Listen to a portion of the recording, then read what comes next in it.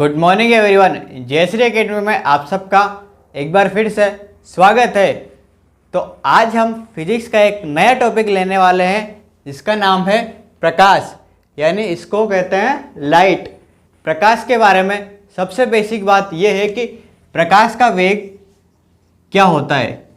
तो जब भी आपसे कुछ पूछा जाए कि प्रकाश का वेग क्या होता है तो आपका जवाब होगा 3 × 10⁸ मीटर पर सेकंड। प्रकाश के बारे में या लाइट के बारे में ये सबसे बेसिक इन्फॉर्मेशन है, तो इसको आप अच्छे से नोट करिए और हमेशा दिमाग में रखिए। और साथ में इसके डाटा के साथ आप इसकी यूनिट भी ध्यान रखिए। कई बार ऑप्शन में ये मान तो सेम दिया होगा 3 × 10⁸, लेकिन वो यूनिट चेंज कर देगा, तो वहाँ पे आपको ध्यान रखना है कि प्रकाश का वेग 3 × 10⁸ मीटर पर सेकंड होता है। इसके बाद हम प्रकाश के भिन्न भिन्न प्रकार के गुणधर्मों के बारे में सीखेंगे। तो आइए जानते हैं प्रकाश के गुणधर्म, प्रकाश के परावर्तन के बारे में। प्रकाश का परावर्तन, जिसको इंग्लिश में रिफ्लेक्शन ऑफ लाइट कहा जाता है, ये 2 प्रकार का होता है। पहला नियमित परावर्तन और दूसरा विसरित परावर्तन। विसरित परावर्तन को इंग्लिश में डिफ्यूज्ड रिफ्लेक्शन कहते हैं और नियमित परावर्तन को रेगुलर रिफ्लेक्शन कहते हैं। अब देखिए ये दोनों एक दूसरे से किस प्रकार अलग है, इस बात को हम समझते हैं। नियमित परावर्तन के अंतर्गत पहली चीज ये ध्यान रखिए कि परावर्तक पृष्ठ हमेशा समतल होगा और विसरित परावर्तन में परावर्तक पृष्ठ समतल नहीं होगा। 2 अंतर इस बात को दिखाते हैं कि विसरित परावर्तन और नियमित परावर्तन किस प्रकार अलग है एक दूसरे से। दूसरी चीज, नियमित परावर्तन में समतल परावर्तक पृष्ठ पर प्रकाश किरणें आपतित होंगी समान दिशा से। समान दिशा से होगी तो समान कोण पर होगी, तो परावर्तन के पश्चात भी प्रत्येक प्रकाश किरण एक दूसरे के समांतर ही रहेगी। यानी ये देखिए कि आपतित प्रकाश किरण सारी एक दूसरे के समांतर है, तो परावर्तन के पश्चात भी ये एक दूसरे के समांतर ही रहेंगी। वहीं दूसरी ओर आप देखिए विसरित परावर्तन में प्रकाश किरणें आपतन तो समान दिशा से होगा, या ये कहें कि ये एक दूसरे के समांतर होगी, लेकिन इसकी परावर्तक सतह खुरदरी होने के कारण इसमें प्रत्येक किरण का परावर्तन भिन्न भिन्न प्रकार से होगा।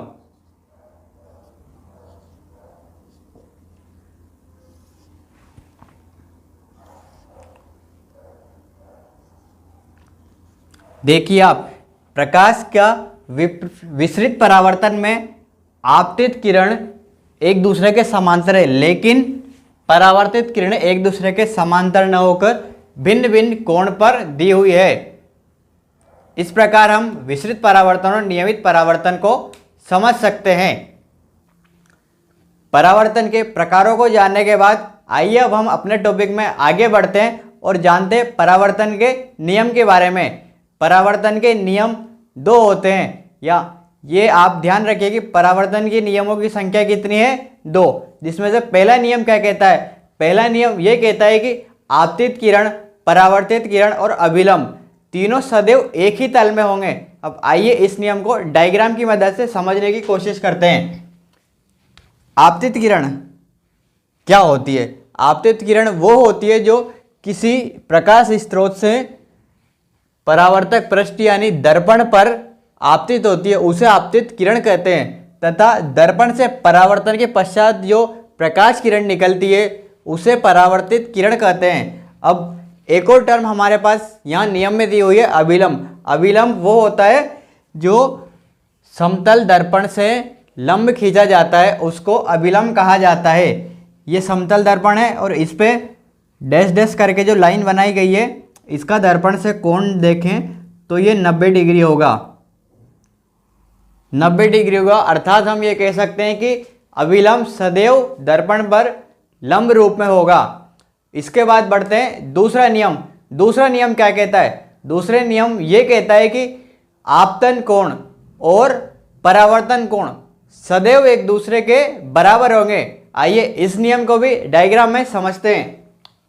आपतन कोण और परावर्तन होता क्या है पहले ये समझते हैं। आपतन कोण क्या होता है? आपतित किरण अभिलंब के साथ जो कोण बनाती है, आपतित किरण अभिलंब के साथ जो कोण बनाती है उसे आपतन कोण कहा जाता है और इसे आई से प्रदर्शित करते हैं। और इसी के बाद परावर्तित किरण अभिलंब के साथ जो कोण बनाती है, परावर्तित किरण अभिलंब के साथ जो कोण बनाती है उसे परावर्तन कोण कहा जाता है। इसे आर से प्रदर्शित किया जाता है। तो यहाँ पे हमारे पास जो नियम है आई बराबर आर, यानी आपतन कोण हमेशा परावर्तन कोण के बराबर होता है। समतल दर्पण के बाद आइए अब हम जानते हैं गोलीय दर्पण के बारे में। गोलीय दर्पण क्या है? ऐसा दर्पण जिसका परावर्तक भाग गोलीय होता है वो गोलीय दर्पण कहलाता है। अब गोलीय दर्पण दो प्रकार का होता है, पहला अवतल दर्पण और दूसरा उत्तल दर्पण, जिनके चित्र हमने बोर्ड पर बनाए हुए हैं। चित्रों को देखने पर ऐसा प्रतीत होता है कि ये दोनों लगभग समान है, लेकिन ऐसा नहीं है। अब आइए इनके अंतर को हम ध्यान से समझते हैं।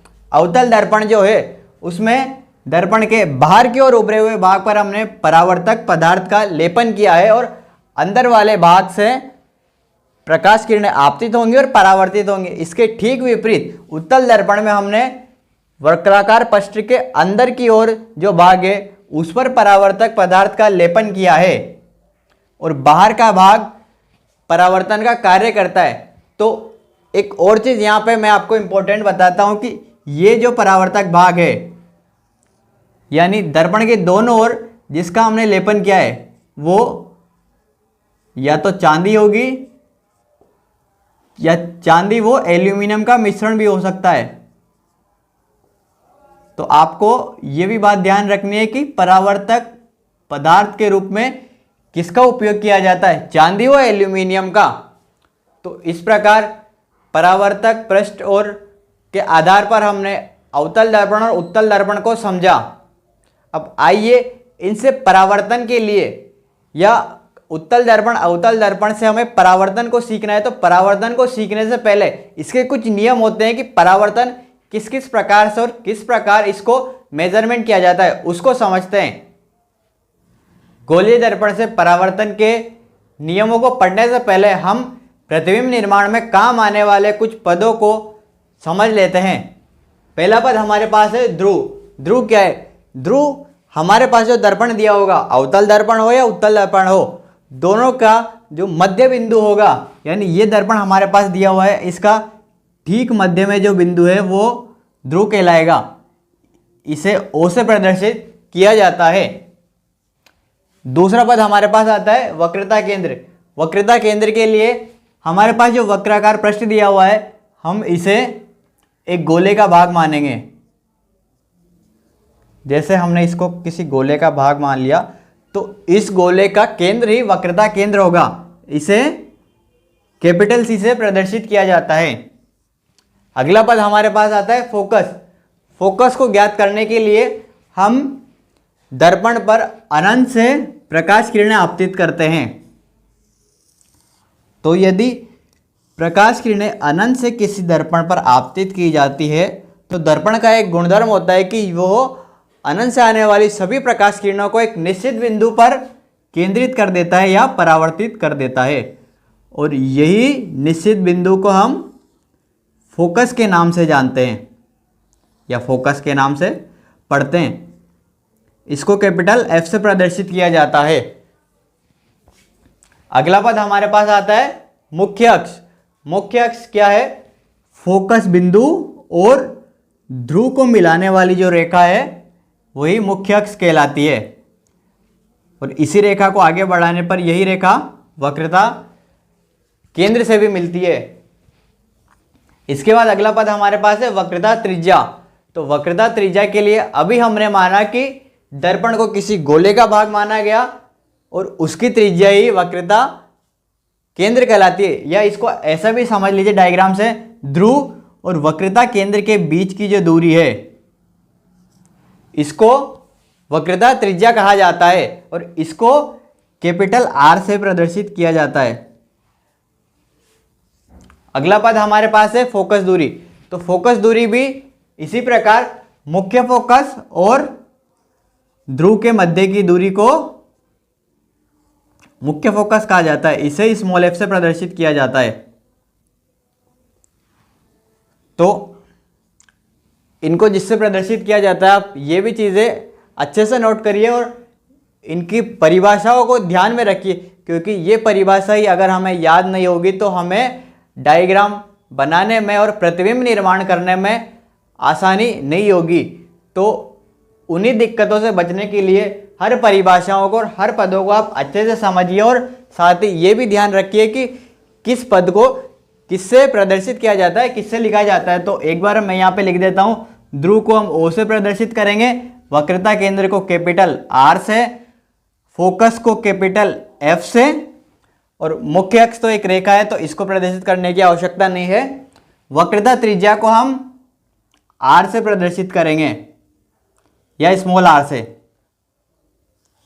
स्मॉल r या कैपिटल R, और फोकस दूरी को हम स्मॉल f से प्रदर्शित करेंगे। या फिर किसी प्रश्न में अगर इनका कुछ और प्रदर्शित करने का तरीका दिया हो तो हम उसको वैसा उपयोग कर लेंगे। गोलीय दर्पण से परावर्तन के लिए कुछ बातें हमें ध्यान रखनी होगी और उन सभी बातों को कार्य चिन्ह परिपाटी के नाम से पढ़ा और समझा जाता है। तो ध्यान से समझिए एक एक बात को, क्योंकि हर बात का उपयोग हम प्रतिबिंब निर्माण के लिए करने वाले हैं। तो पहली चीज ये कि दर्पण से सभी दूरियां सदैव ध्रुव से मापी जाती है, यानी ध्रुव, यानी जी ये जो O बिंदु है, दर्पण से सभी दूरियां, चाहे वो बिंब की दूरी हो, प्रतिबिंब की दूरी हो या किसी भी प्रकार की कोई भी दूरी हो, सदैव दर्पण के ध्रुव से ही मापी जाएगी।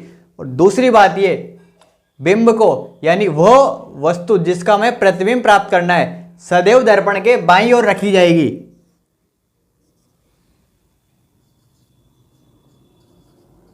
बाईं ओर रखी जाएगी। तीसरी चीज हमें यह ध्यान रखनी है कि बाईं ओर की सभी दूरियां, यानी दर्पण से बाईं ओर जितनी भी और जिस प्रकार की भी दूरियां हम लेंगे, सबको हम ऋणात्मक लेंगे यानी नेगेटिव लेंगे। और इसी प्रकार दर्पण के दाईं ओर की जो सभी दूरियां हैं, यानी दाईं ओर की सभी दूरियों को हम धनात्मक लेंगे। चौथी ये है कि मुख्य अक्ष के ऊपर स्थित सभी दूरियों को हम धनात्मक लेंगे और इसी प्रकार मुख्य अक्ष के नीचे की ओर जो दूरियां हैं उसको हम ऋणात्मक लेंगे। तो इन सब बातों को आप ध्यान रखिए।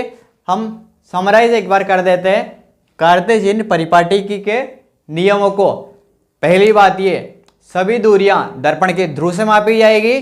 दूसरी बात ये, बिंब हमेशा दर्पण के बाईं ओर रखा जाएगा। तीसरी बात ये कि दर्पण के बाईं ओर की सभी दूरियां सदैव ऋणात्मक और दर्पण के दाईं ओर की सभी दूरियां धनात्मक ली जाएगी। चौथी बात ये कि मुख्य अक्ष के ऊपर की जो भी दूरी होगी वो धनात्मक ली जाएगी और मुख्य अक्ष के नीचे की जो भी दूरियां होगी वो ऋणात्मक ली जाएगी। इन सब नियमों को आप अच्छे से समझ लीजिए और नहीं समझ आया होगा तो लेक्चर को एक बार और थोड़ा पीछे जाकर देखिए, क्योंकि यही सब नियमों को हम आगे प्रतिबिंब निर्माण में प्रयोग करने वाले हैं।